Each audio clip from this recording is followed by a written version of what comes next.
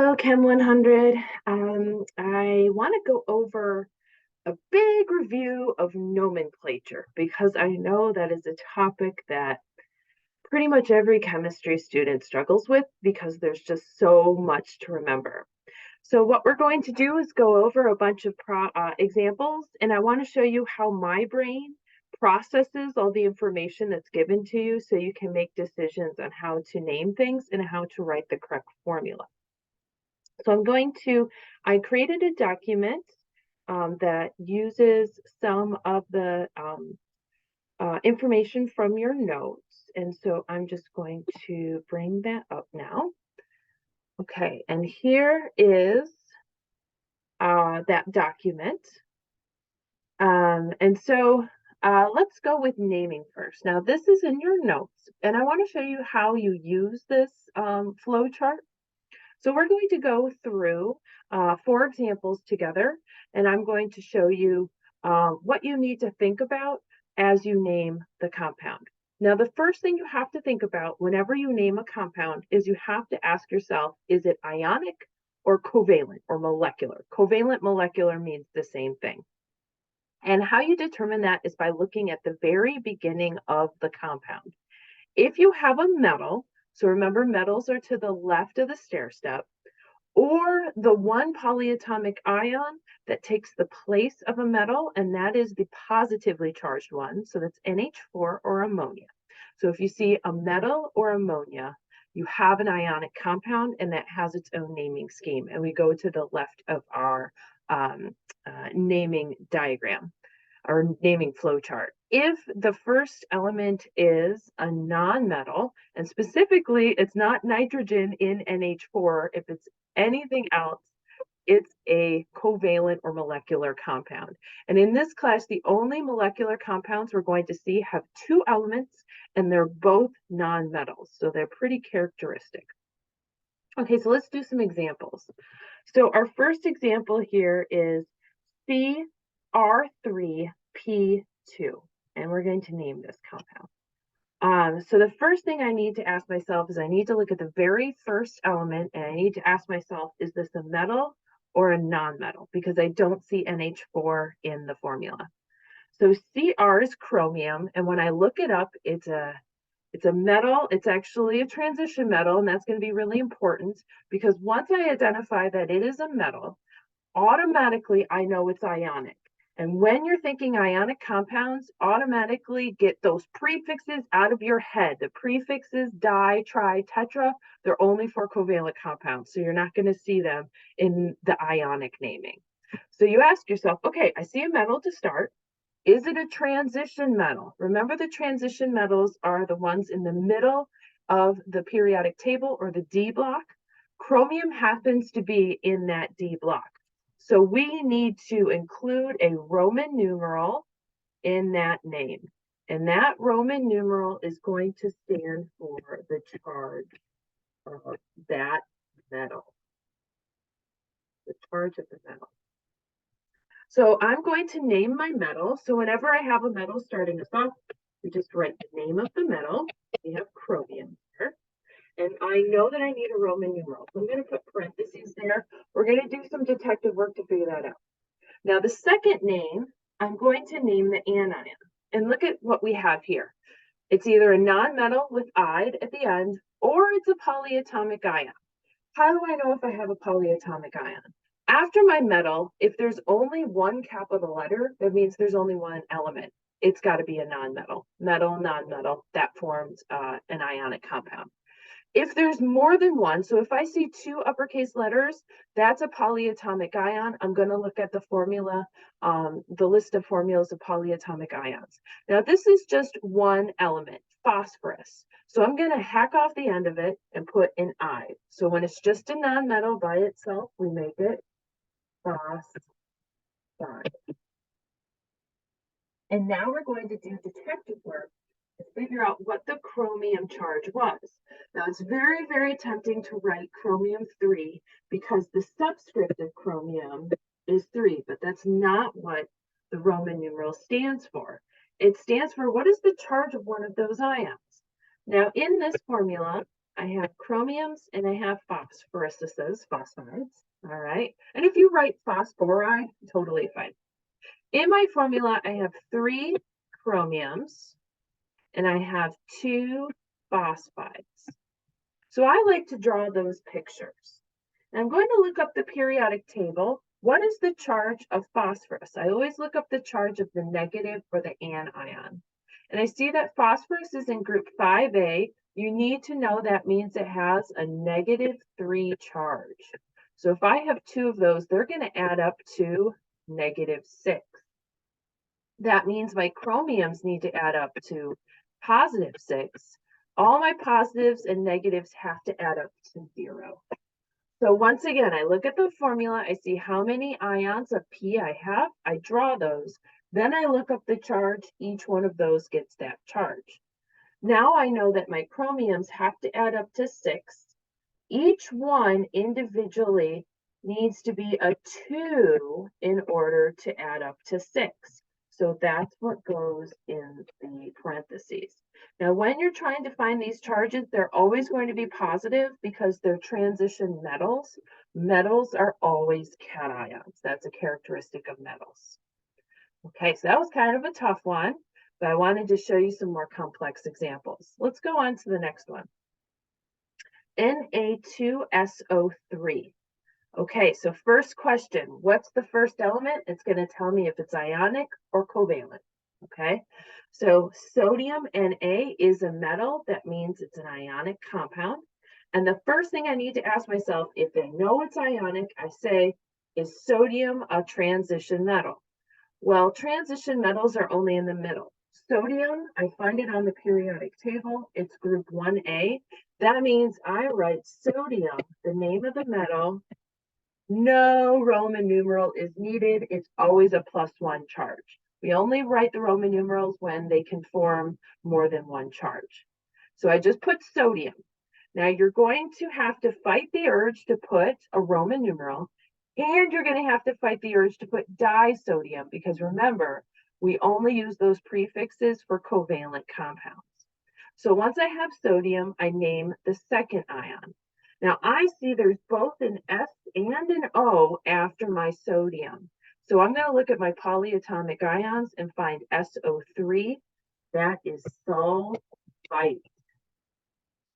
Sodium sulfite. So ionic compounds, they're really not too bad to name if you don't have a transition metal. The transition metals get tricky, but if you don't have a transition metal, you just name the metal and then name the anion. All right, let's look at the third one. P3Cl6. So I look at the first element, P. I see that it's a non-metal and it's not NH4. So that means we've got a covalent compound and we're going to use prefixes. So I name my first element and I say how many there are with the prefix. We have 3 phosphoruses. So it's triphosphorus. Just name that element. We have 6 chlorines. Hexa means 6.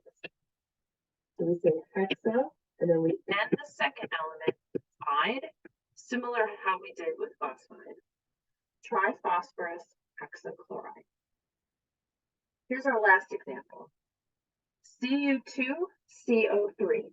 First thing I ask myself, I look at that first element, is it a metal? It is a metal. Copper is a metal. Is it a transition metal? Yes, it is a transition metal. So see what I'm asking myself? Is it a metal? If it is it a transition metal? If it is, we're going to have to include a Roman numeral. So I know it's going to be copper something. And now I see 2 uppercase letters. So I'm looking at my polyatomic ion list. This is called carbonate. CO3 carbonate. So we're going to figure out how much is the charge of copper. So I draw my picture, and when we have polyatomic ions, if there is no parentheses, that means there's only one of them. So I'm just going to draw 1. If there were 3, there'd be a little 3 on the outside of that parentheses. But my copper, I see in my formula, I have 2. I need to look up the charge of the second ion. That's always the negative one. Carbonate has a -2 charge. So that means my coppers have to balance that out. They have to add up to +2. That means each one's going to be a +1. That charge is what goes in a Roman numeral. So I only put the charge of one ion in the Roman numeral. I hope that clarified a lot of my thought processes that I go through when I'm naming a compound. Now we're going to do the opposite, and we're going to go from the formula to the name. And the interesting thing is we do the same first step when we go from the formula to the name. So you should absolutely be training yourself to do this first step. Is it covalent? Is it ionic? All right. So we ask ourselves, we look at the first element. Is it a metal or a non-metal? All right. So if it's a metal, we know it's ionic compound. If it's ammonium as well, ammonium will indicate to us that it's ionic because that's the only polyatomic ion to take the first slot. Potassium, that is a metal. And when we have an ionic compound, because it starts with a metal, we know it's ionic, we need to find the charges, all right? Determine the charges.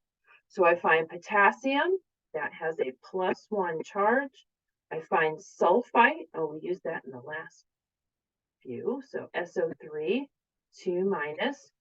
First thing you do, I write this off to the side, I find my charges, and then you can do your crisscross. If a 1 crosses down, it doesn't do anything, it just kind of disappears. If a 2 or higher crosses down, we write it as the subscript of that other element. So K2, and now I only need 1 sulfite, so I don't need to put it in parentheses. If you do, totally fine. Okay, let's look at B.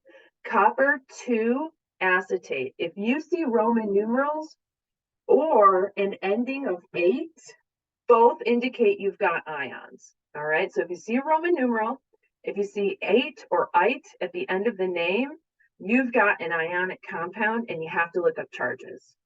Now, copper, if you go and look it up on the periodic table, you're not going to get a charge.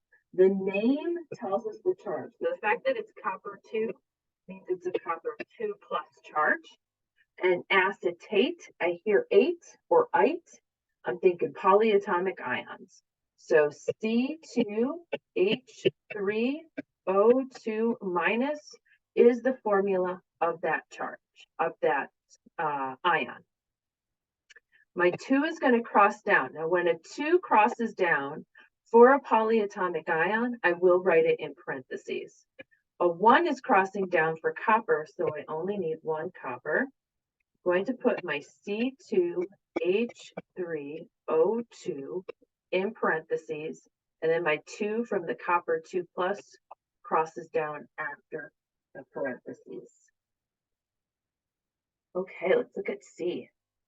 Disulfur hexafluoride. I'm seeing di and hexa. Prefixes equals a covalent compound, and the prefixes tell you what the subscripts are. No charges necessary. Sulfur is S. Disulfur means 2 sulfurs. Hexafluoride, fluorine is F. Hexa means 6. Those prefixes are also on your reference sheet, so you do not need to memorize them. So your polyatomic ions and your prefixes are on your reference sheet. Our last one is magnesium nitride. Magnesium is a metal, so I know I have an ionic compound. I need to find charges. I have magnesium and I have nitride. Ide typically indicates you're looking up a non-metal. There are 2 polyatomic ions that end in ide. Those would be hydroxide and cyanide, and those are helpful to have handy in your head. There's a lot of H words. Okay, so let's find the charges of magnesium and nitrogen. So magnesium has a 2 plus charge. Nitrogen has a 3 minus. We can just do our criss and our cross. Magnesium, 3, nitride, the 2 crosses down. The one thing I didn't do in these examples that I want to mention, ionic compounds, we simplify those subscripts Okay, we always put the lowest ratio for ionic compounds. Covalent compounds, we don't. So in C, I left S2F6. Even though they're both even numbers, I leave them. I don't write my lowest ratio for covalent. I do for ionic compounds. So I hope that was helpful and went over all the rules for naming. Let me know if you have any additional questions, and I'll see you in class.